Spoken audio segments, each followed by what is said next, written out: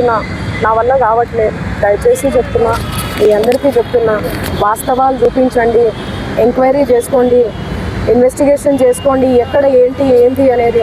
నాకు పాటలు తప్ప, పాటల ప్రపంచం తప్ప నాకు ఏమీ తెలీదు. ప్రజలారా ఎవ్వరు కూడా నమ్మకండి దయచేసి. మీడియా మిత్రులారా, మీరు పెట్టేదానికి కింద కామెంట్లు చూసి కుమిలిపోతున్నా, నా వల్ల కావట్లేదు అసలు. దయచేసి చెప్తున్నా, నేను తప్పు చేస్తే మళ్ళీ చెప్తున్నా, నన్ను ఎక్కడికైనా పిలవండి, నేను ఎక్కడికైనా రానికి సిద్ధం. ఏ పోలీస్ స్టేషన్ గడప తొక్కనికన్నా సిద్ధం, జైలుకి పోవడానికి కూడా సిద్ధం. నాకు అసలు ఆ బాధితుల్ని చూస్తుంటే ప్రాణం పోతే చాలా బాధ అనిపిస్తుంది. వాళ్ళు నా మీద అనిపిస్తున్నా కూడా మంగ్లీ అని చెప్పి, ఏమీ లేని మంగ్లీ అక్కడ, అసలు మంగ్లీకి సంబంధమే లేదు. వాళ్ళు చెప్తున్న బాధ అనిపిస్తుంది నాకు. ఎందుకంటే ఆ పేదరికం నుంచి నేను వచ్చాను, నాకు తెలుసు అది ఆ పెయిన్ ఎట్లుంటుంది అనేది. వాళ్ళ దగ్గర నుంచి వాళ్ళని ఏమనాలి అసలు నాకు అర్థం కావట్లేదు నోటితో.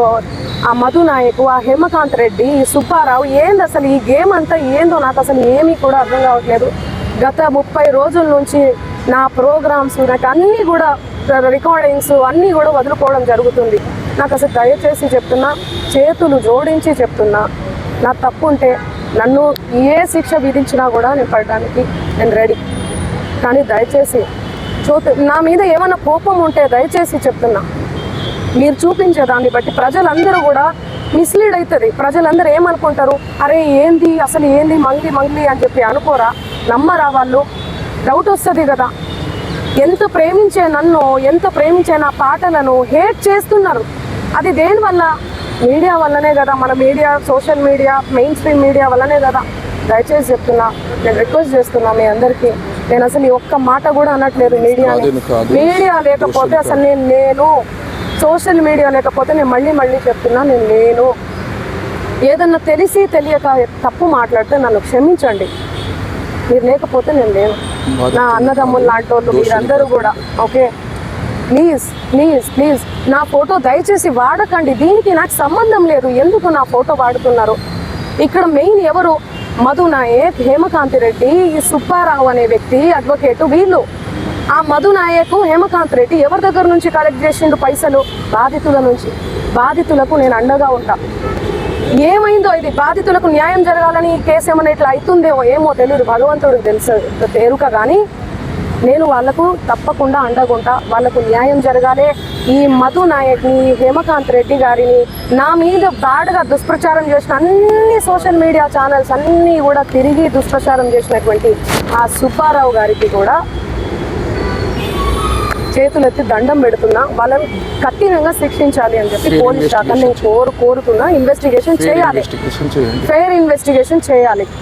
నేను ఇంతకంటే ఏమి చెప్పదలుచుకోలేదు. నిజానిజాలు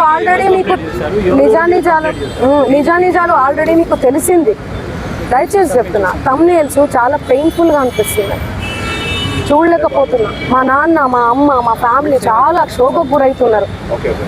నాకు మా నాన్న అంటే చాలా ఇష్టం. చూడండి, చిన్నప్పటి నుంచి నేను మా నాన్న స్టోరీ చెప్తే మీరే ఏడుస్తారు. చిన్నప్పటి నుంచి నేను మా నాన్నని కాపాడుకుంటూ వచ్చినా. నేను ఎవరికైనా కూడా ఎమోషనే అమ్మ నాన్న అంటే. మీ ఫ్యామిలీలు కూడా మీకు ఉన్నాయి. మీరు చూపించేదాన్ని బట్టి జనాలందరూ కూడా తప్పుదోవ పడుతున్నారు, మిస్లీడ్, తప్పుగా అర్థం చేసుకుంటున్నారు. నన్ను తిడితే మీకు ఇష్టమా? మీ ఇంటి ఆడబిడ్డ లెక్క కదా నేను. చెప్పండి, మీరు పెట్టేదాన్ని బట్టే కదా వాడు తిడుతూ ఉంటారు. వాళ్ళు కింద అసలు వాళ్ళకి ఏం తెలుసు? ఏం మాట్లాడినా కూడా అసలు గాడిద మీద కూర్చొని పోతే అసలు గాడిద మీద కూర్చొని పోతుంది అంటారు. కింద నుంచి పోతే అసలు ఎందుకు ఎట్టమంటే తెడ్డమంటే ఎడ్డాం. దయచేసి చెప్తున్నా, నేను రిక్వెస్ట్ చేస్తున్నా, ప్లీజ్. ఎమోషన్ అయిపోతున్నా చాలా. మేము ఆల్రెడీ నార్సింగ్లో 23వ తారీఖే మేము చేసాము. సుబ్బారావు గారి మీద చేశాము, అండ్ వీళ్ళ మీద కూడా చేశాము. ఎవరైతే వినండి, ఎవరైతే నా పేరు చెప్పుకొని పైసలు వసూలు చేసిరో వాళ్ళ మీద, మధు నాయక్ మీద, హేమకాంత్ రెడ్డి మీద, సుబ్బారావు గారి మీద, అందరి మీద వేశామండి మేము. అందరి మీద. దానికి సాక్ష్యం మేఘరాజు. చూడండి, ఈయననే ఇచ్చి వచ్చాడు కూడా, కంప్లైంట్ ఇచ్చి వచ్చాడు కూడా. దయచేసి చెప్తున్నా, వినండి. ఈ రోజు అయితే చెప్పండి. డీజీపీ గారికి, హేమకాంత్ రెడ్డి గారికి, డీజీపీ గారు, అడిషనల్ డీజీపీ గారు, రమావత్ మధు, చూడండి, Ramavath Madhu, and Subbu Sigapogu and Hemakanth Reddy investigation కోసం. ఫెయిర్ ఇన్వెస్టిగేషన్ కోసం నిజానిజాలు తేలాలే.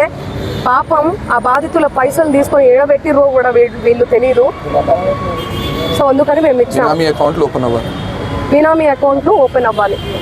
థ్యాంక్ యూ సో మచ్ అందరికీ. Thank you so much. నేను మళ్ళీ నా పాటతో వస్తాను, ఓకేనా?